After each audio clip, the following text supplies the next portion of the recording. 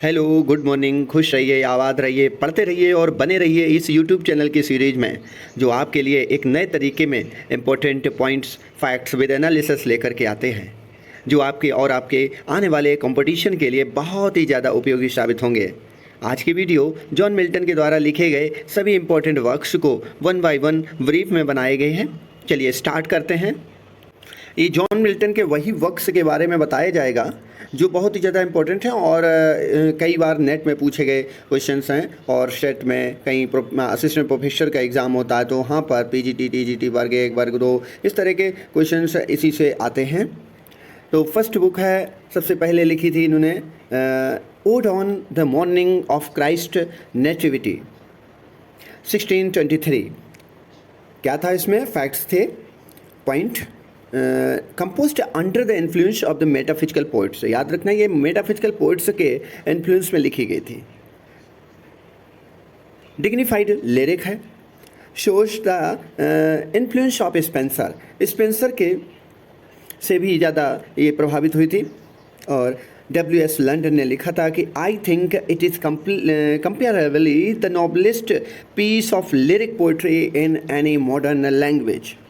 बहुत ही ज़्यादा इंपॉर्टेंट है इस लाइन के लिए। ये लाइन है W.S. लंडन ने लिखा था इनके लिए। नेक्स्ट पोएम है L'Allegro and Il पेंसेरोसो।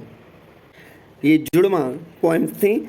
These are twin poems in 1681। Next at Horton. Horton यहाँ पर मिसप्रिंट है, हॉर्टन ओ है, ओ बनेगा। Horton Milton composed in octosyllabic couplet. Next point, El Allegro tells us the life of a joyful man and other allegorical figure of joy.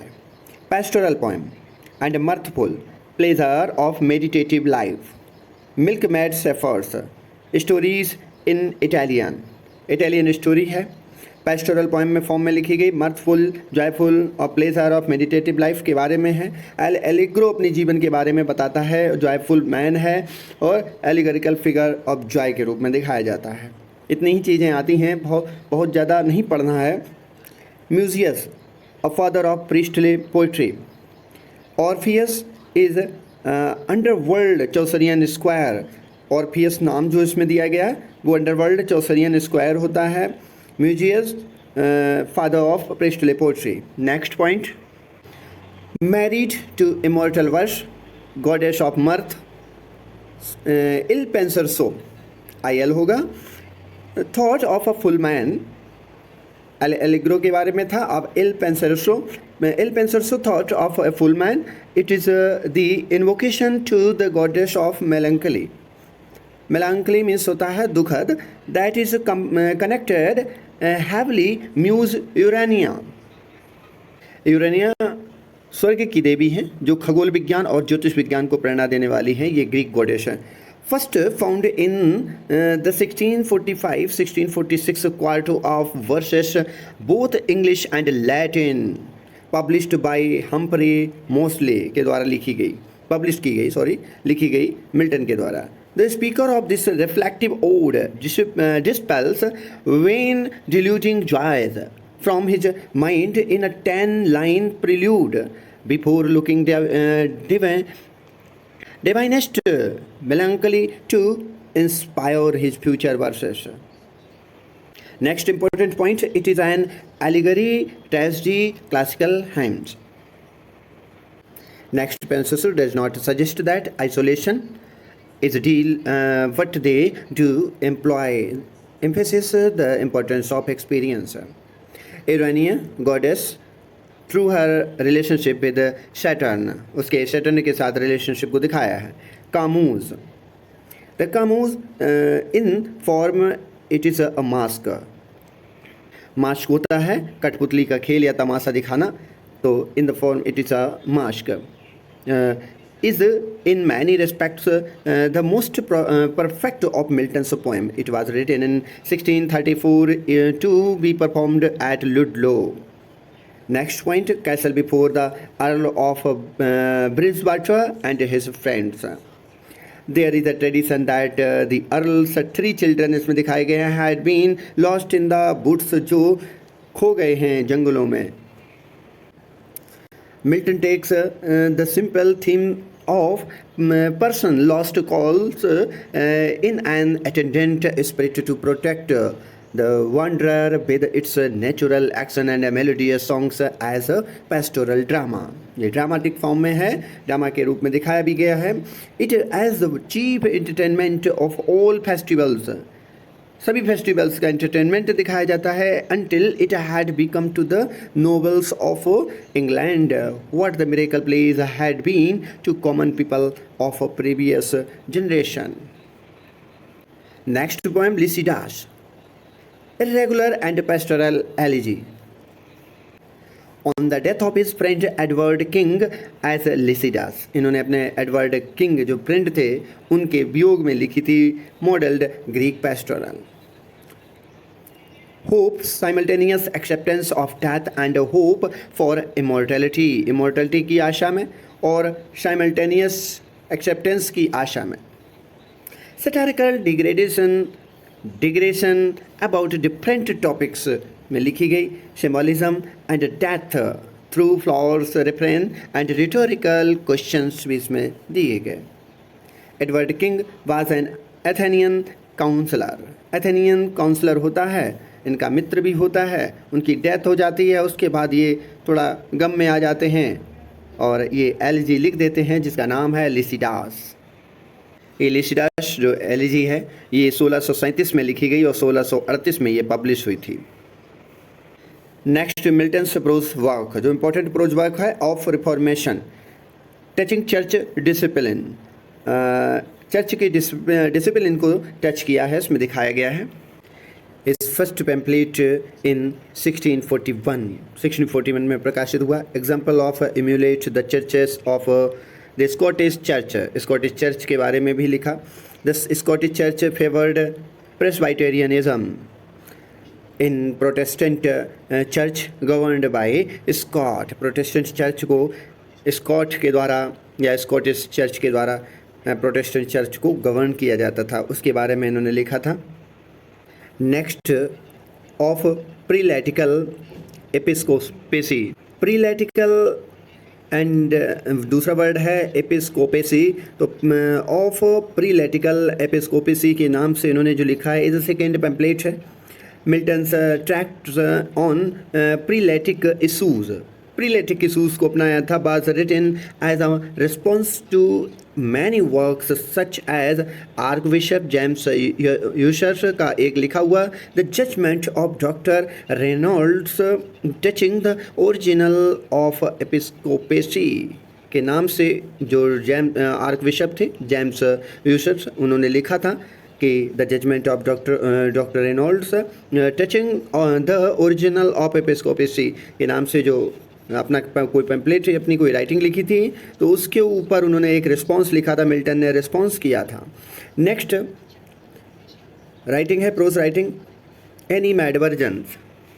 एनिमैडवर्जेंस का important point है. It is the third of Milton's anti prelatical tracts in the form of a response of the work and claims of Bishop Joseph Hall. Bishop Joseph hall के ऊपर उनके कार्य के ऊपर claim किया था. क्लेम करके उन्होंने रिस्पॉन्स दिया था इस ट्रैक्ट्स के जरिए. नेक्स्ट प्रोज वर्क है the reason of church. Government urged against prelaty. So it is an essay by English poet John Milton distributed as one of a series of religious pamphlets in 1642. The political work for Presbyterian approach to the Church of England over approaches favored by the episcopal organization of the time. Episcopal means होता है bishop या धर्माध्यक्ष, और जो Episcopal church के सबसे बड़े पुजारी के रूप में बोले जाते हैं, जैसे फादर ऑफ चर्च से ऊपर होते हैं. जो फादर होते हैं, फादर से ऊपर का जो पद होता है या धर्माध्यक्ष का जो पद होता है वो बिशप होता है. वही ये वर्ड एपिस्कोपल के रूप में यूज किया जाता है. नेक्स्ट पॉइंट इनका है prose work the doctrine and discipline of divorce restored to the good of both sexes from the bondage of canon law. इस नाम से इनका जो पैम्पलेट हुआ, राइटिंग हुई, it was published on 1 August 1643 and expanded second edition was published to say on 2 February 1644 में दोबारा हुआ पब्लिश। फर्स्ट पब्लिश हुआ 1 अगस्त 1643, दोबारा 2 फरवरी 1644 में।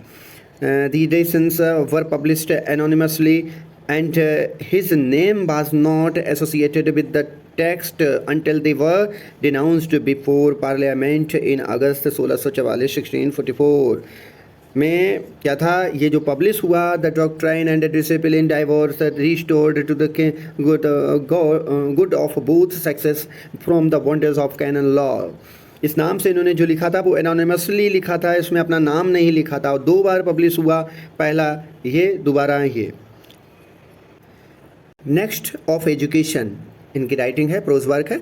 It is a treatise by John Milton published in 1644, first appearing anonymously as a single 8 page quarto sheet पर इन्होंने publish करवाया था, ये भी एनोनिमसली था।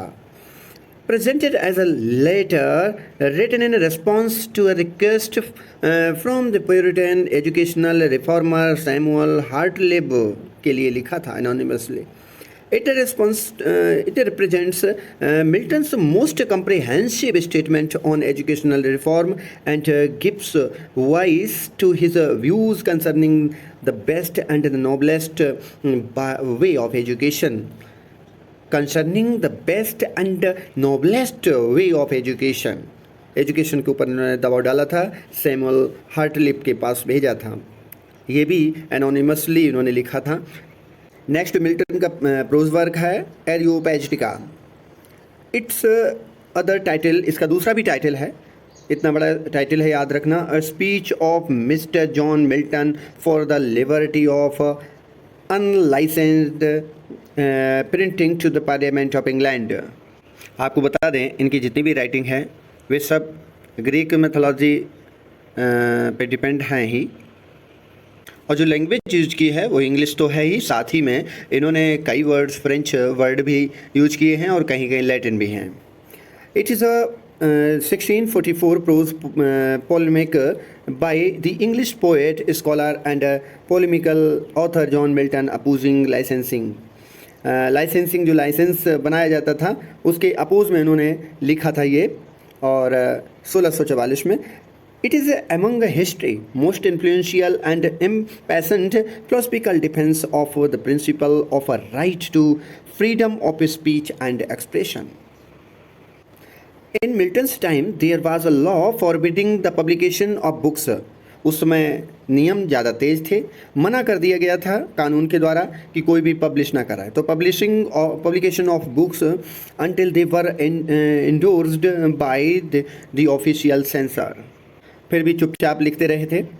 He compliments England for having overcome the tyranny of Charles I and the prelates, but his purpose is to voice his grievances. इसमें उन्होंने complaint भी की थी इंग्लैंड की, जो overcome the tyranny of Charles first की tyranny को। Next इनका वर्क आता है जो सबसे बड़ा है, पैराडाइज लॉस्ट, मिल्टन्स मास्टरपीस बोला जाता है। It is an epic poem in blank verse में लिखी। The poem concerns the biblical story of the fall of man, the temptation of Adam and Eve by the fallen angel Satan and their expulsion from the garden of Eden से गिराए गए थे। उन्होंने बदला लेने की सोची तो एडम और ईव को लुभाने की कोशिश की थी इसी ने, ये बाइब्लिकल स्टोरी है। The first version, published in 1667, consists of 10 books with over 10,000 lines of verse. The aim of Milton was to assert eternal providence and justify the ways of God to man. बहुत बार ये sentence coat किया है, पूछा जाता है। Next point, initially published in 10 books, published in 1667, and the final revision edition published 12 books in 1674. In the manner of वर्जिल्स एनीड, याद रखना वर्जिल्स एनीड के मैनर तौर तरीक़ों पर लिखी गई है, ब्लैंक वर्स में लिखी है, और साथ ही साथ यह है बाइबल से स्टोरी लाई गई है। Milton used multiple themes from English literature, Scottish literature, Oriental romance, etc. Next, Paradise Regained 1671 1671 में लिखी Paradise Regained. It is it in Milton's favourite book. It is होगा, मिसप्रिंट हो गया. Milton's favourite book 20,065 lines. Begins 1669, completed on 1671, published 1671 in 4 books.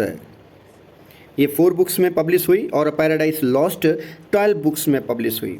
Describe the temptation of Christ by Satan के द्वारा जो tempt किया गया था, लुभाया गया था, वो दिखाया गया इसमें. Milton composed paradise regained at his cottage in Calvont St. Giles in Buckinghamshire. It is 4 books long and comprises.